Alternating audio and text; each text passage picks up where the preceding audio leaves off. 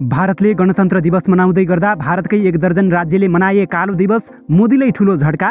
लिपुलेकमा बल प्रयोग गर्ने चीनको भारतलाई धम्की, लिपुलेकबाट आफ्नो भूमि मिचिएको गम्भीर आरोप। ग्रेटर नेपाल राष्ट्रवादी मोर्चाले दियो भारतलाई डह्रो चेतावनी, लिपुलेकमा सडक विस्तार मोदीको सैन्य अहङ्कारको उपज भएको लगायो गम्भीर आरोप। पहिलो पटक भारतलाई नेपालले गर्यो शत्रु राष्ट्र घोषणा, मोदीको हातमा पुग्यो नेपालको डरलाग्दो पत्र। र सीमानाकामा भयो डरलाग्दो झडप, सशस्त्र प्रहरीको कुटाइबाट 8 भारतीय गम्भीर घाइते। नमस्कार, ग्रेटर नेपाल टिभीले तयार पारेको न्युज अपडेटबाट यहाँलाई हार्दिक स्वागत छ। अब सुन्नुहोस् पुरा समाचार। भारतको 73औं गणतन्त्र दिवसका दिन भारतभर धुमधामसहित गणतन्त्र दिवस मनाइएको छ।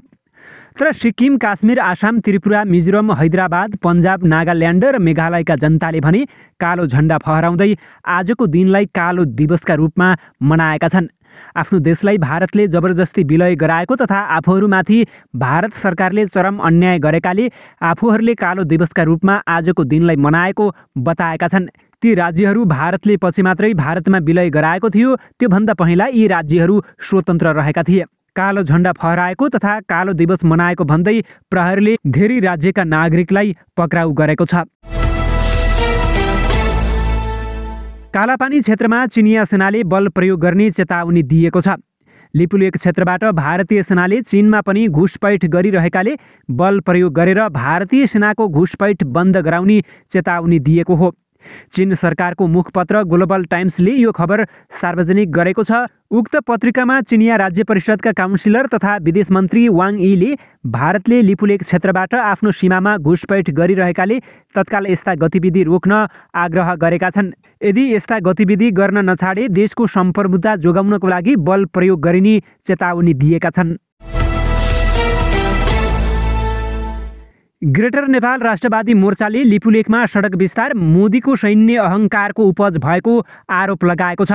इन्डियाको 73औं गणतन्त्र दिवसका अवसरमा ग्रेटर नेपाल राष्ट्रवादी मोर्चाले इन्डियाली जनताप्रति बधाई ज्ञापन गर्दै इन्डियाले नेपालको भौगोलिक अखण्डतामा निरन्तर धावा बोलिरहेकोमा यस्तो आपराधिक गतिविधि रोक्न आफ्नो सरकारलाई दबाब दिन इन्डियाली जनतालाई अनुरोध समेत गरेको छ। ग्रेटर नेपाल राष्ट्रवादी मोर्चाले पछिल्लो पटक इन्डियाली प्रधानमन्त्री नरेन्द्र दामोदर दास मोदीले लिपुलेकमा इन्डियाले सडक विस्तार गरिरहेको भनेर नेपालको भौगोलिक अखण्डतामा प्रहार गरेको विषयलाई सम्पूर्ण नेपालीले अत्यन्तै आपत्तिजनक ठानेको बताउँदै मोदीको यो अभिव्यक्ति गैर जिम्मेवारीपनको पराकाष्ठा, साना राष्ट्रमाथि ठुला राष्ट्रको बल मिचाइ र सैनिक आतंक हो भन्ने आरोप समेत लगाएको छ। इन्डियाको 73औं गणतन्त्र दिवसका अवसरमा जारी प्रेस विज्ञप्तिमा इन्डियाली जनताप्रति बधाई ज्ञापन गरेको भए पनि ग्रेटर नेपाल राष्ट्रवादी मोर्चाले इन्डियाली सरकारको भने कडा आलोचना गरेको छ।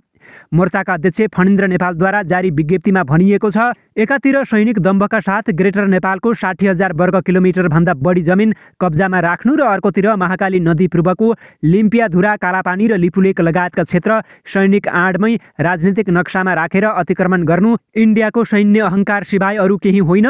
ग्रेटर नेपाल राष्ट्रवादी मोर्चाले इन्डियाले नेपालमाथि गरेको सबैभन्दा निन्दनीय व्यवहार नेपाली भूमिमा उसले आफ्नो गणतन्त्र दिवस मनाउनु हो भनेको छ।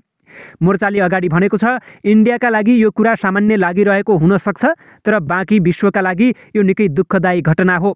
आफ्नो विज्ञप्तिमा विश्वको सबैभन्दा ठुलो प्रजातान्त्रिक मुलुक भएकोमा घमण्ड गर्ने इन्डियाले अर्काको भूमि कब्जा गरेर त्यहाँ गणतन्त्र दिवस मनाउनु प्रजातन्त्रकै खिल्ली उडाउनु हो भन्दै मोर्चाले इन्डियाको यस्तो व्यवहारबाट नेपाली जनताको मनमा ठुलो चोट पुगेको तर्फ इन्डियाली सरकारको तत्काल ध्यान जाओस् भन्ने आग्रह समेत गरेको छ। चर्चित अधिवक्ता स्वागत नेपाल नेतृत्वको उन्नत लोकतन्त्र पार्टी नेपालले छिमेकी मुलुक इन्डियालाई शत्रु राष्ट्र घोषणा गर्दै त्यहाँका प्रधानमन्त्री नरेन्द्र मोदीलाई पत्राचार गरेको छ। राष्ट्रिय स्वाधीनताको विषयमा खरो रूपमा उत्रदै आएको उन्नत लोकतन्त्र पार्टीले इन्डियाले पटक पटक देखाइरहेको हेपाह प्रवृत्तिको कडा शब्दमा निन्दा गर्दै त्यहाँका प्रधानमन्त्रीलाई पत्र लेखेको छ। नेपाल सरकारले डह्रोसँग अडान लिन नसकिरहेको बेला सो पार्टीले भने इन्डियालाई शत्रु राष्ट्र समेत घोषणा गरेको छ। मोदीलाई सम्बोधन गर्दै नेपाली भूभाग लिपुलेक सन्दर्भमा सन्धियार शत्रु राष्ट्रको अभियोग लगाएर नेपालबाट पत्राचार भएको छ। उन्नत लोकतन्त्र पार्टी नेपालका अध्यक्ष स्वागत नेपालको दस्तखतसहित नेपालका तर्फबाट मोदीलाई सम्बोधन गरी पठाइएको पत्रमा यस्तो आरोप लगाइएको हो।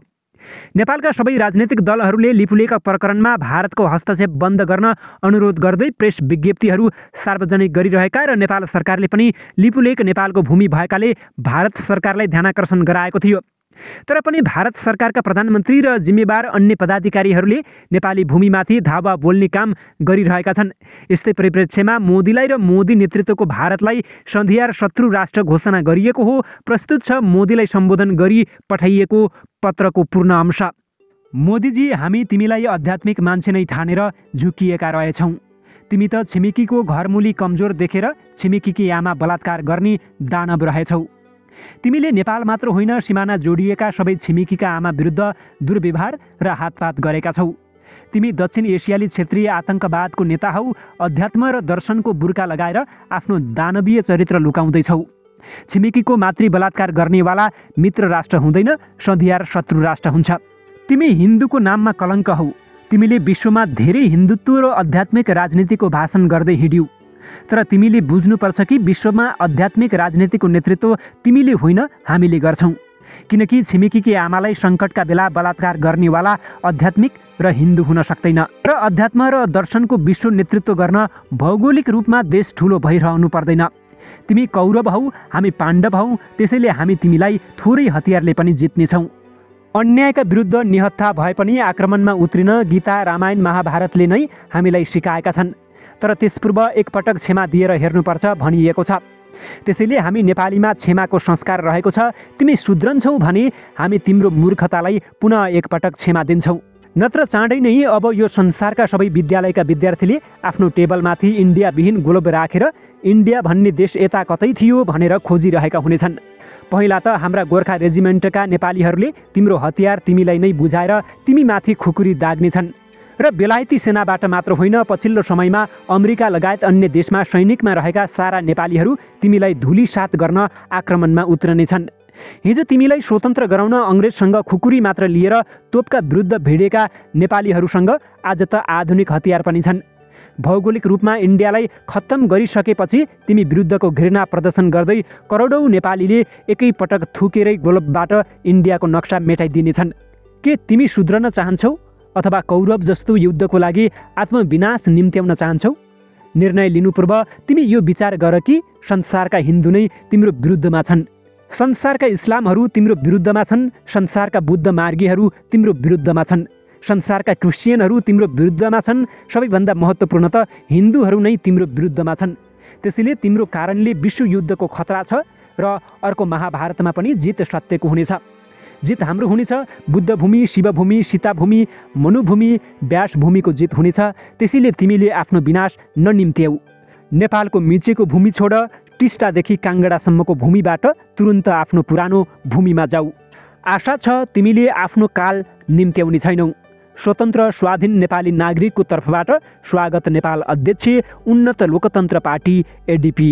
दर्शकवृन्द, तपाईँलाई यो पत्र कस्तो लाग्यो? कृपया आफ्नो विचार कमेन्टमा लेख्न नभुल्नुहोला। अब केही खबर संक्षेपमा। भारतीय सीमा नाकाबाट जबरजस्ती नेपाल पस्न खोज्ने गिरोह र सशस्त्र प्रहरीबीच झडप हुँदा करिब 8 जना भारतीय गम्भीर घाइते भएका छन्। नेपालमा राष्ट्रिय सभाको निर्वाचन भइरहेको तथा सप्तरी र धनुषामा सीके राउतको जनमत पार्टीले उग्र आन्दोलन गरिरहेकाले सीमा नाकामा कडाई गरिएको छ। सोही क्रममा दादागिरी देखाउँदै केही भारतीय नागरिक नेपाल पस्न खोज्दा प्रहरीले रोकेपछि झडप भएको थियो। झडपमा दादागिरी देखाउने भारतीयहरू घाइते भएका छन्। झडप मध्य प्रदेशको सीमा नाकामा भएको थियो। भारतको 75औं गणतन्त्र दिवसको अवसरमा राष्ट्रपति विद्यादेवी भण्डारीले त्यहाँका राष्ट्रपति रामनाथ कोविन्दलाई शुभकामना सन्देश पठाउँदै उहाँको सुस्वास्थ्य र सुखका साथै भारतीय जनताको उत्तरोत्तर प्रगति र समृद्धिको कामना गरेकी छन्। भारतको स्वतन्त्रताको 75औं वार्षिक उत्सव भारतमा आजादीका अमृत महोत्सवका रूपमा मनाइन लागेकोमा राष्ट्रपति भण्डारीले बधाई तथा शुभकामना व्यक्त गरेकी हुन्। त्यसैगरी प्रधानमन्त्री शेरबहादुर देउवाले पनि प्रधानमन्त्री नरेन्द्र मोदीलाई आज पठाएको सन्देशमा उनको सुस्वास्थ्य र सुखको कामनाका साथै भारतीय जनताको उत्तरोत्तर प्रगति र समृद्धिको कामना गरेका छन्। सन्देशमा प्रधानमन्त्री देउवाले सामाजिक आर्थिक विकासमा भारतले हासिल गरेको उल्लेखनीय उपलब्धि तथा प्रविधि र नवप्रवर्तनमा गरेको प्रभावकारी प्रगतिको प्रशंसा गरेका छन्। प्रधानमन्त्रीले आगामी दिनमा नेपाल र भारतबीचको सम्बन्ध थप मजबुत हुँदै जाने विश्वास पनि व्यक्त गरेका छन्। यसैबीच परराष्ट्र मन्त्री डाक्टर नारायण खड्गाले भारतसँग नेपालको न्यानो र मैत्रीपूर्ण सम्बन्ध रहेको बताएका छन्। भारतको 73औं गणतन्त्र दिवसको अवसरमा बुधबार एक शुभकामना सन्देश जारी गर्दै उनले यस्तो बताएका हुन्। नेपाल र भारतबीच न्यानो र मैत्रीपूर्ण सम्बन्ध छ। आगामी दिनमा यो सम्बन्ध थप प्रगाढ हुने विश्वास व्यक्त गर्दछु। भारतीय समकक्षी डाक्टर एस जयशङ्करलाई खड्गाले पठाएको सन्देशमा भनिएको छ। सन्देशमा उनले भारतका जनताप्रति हार्दिक बधाई तथा शुभकामना व्यक्त गरेका छन्।